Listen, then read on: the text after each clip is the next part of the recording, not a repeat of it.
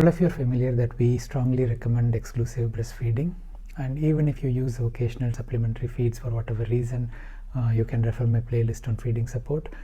Avoid using the bottle as far as possible. If the baby is in the NICU, again, if the baby is beyond 34 weeks, the nurses can start cup feeding the baby while they are waiting for the mother to come and breastfeed.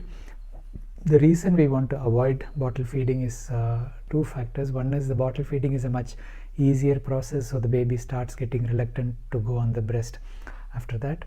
And the second point is that bottle feeding continues long term. It's difficult to wean the baby off the bottle, and also it has effect on the dentition of the baby, both the risk of caries and the dental development. So it's ideal if we can cup feed or train the mother to cup feed. Syringe feeding is an option as well, and in cup feeding it's a small cups which are commercially available. They are disposable or washing and reusing. In the developing countries we have the Palada, which is like a small cup with a spout, metal one which can be boiled and used, and these are readily used. So basically you just tilt it close to the lip of the baby and the baby starts sucking or sipping, and the same happens with syringe feed. So you don't basically pour it into the mouth, you just let the baby take it. And there is a little spillage. It's going to take a bit longer, but baby does get used to it. And if you're doing mixed feeding, it's much easier with this because the nipple confusion doesn't arise. Breastfeeding is a more active process. The baby needs to take more effort to suck, and some babies do it very well with the bottle feed, but some babies come off the breast when they have a bottle feed and the mother continues to express and give her milk that way.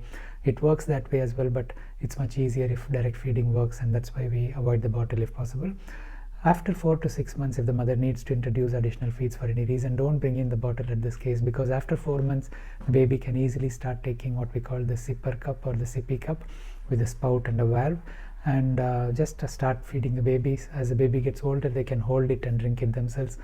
Water that is started by 6 months with the weaning can be given through these cups as well, and these are okay to continue, and is easier to wash. You don't need to go through the full sterilizing with the the brush and everything else to clean, because the bottle is much more cumbersome to clean with the finer parts which can hold infection.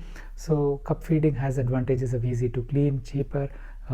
Continuing breastfeeding is much easier, and it's good for the teeth of the baby as well. And when you wean it off, it's much easier to go to open cup when you're on a sipper cup than when you're on a bottle as well.